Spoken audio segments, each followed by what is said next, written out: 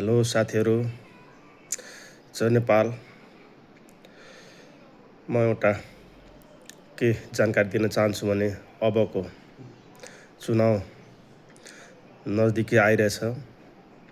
अब हामीले कोलाई भोट दिने हो, कोलाई जिताउने हो, कस्तो मान्छे चुन्ने हो, त्यो सबै हाम्रै हातमा छ।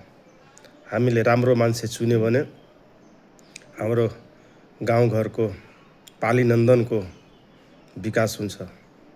त्यसैले अब हामी जनता मासु रक्सीमा जाने होइन, राम्रो काम गर्ने मान्छेलाई चुन्नुपर्छ।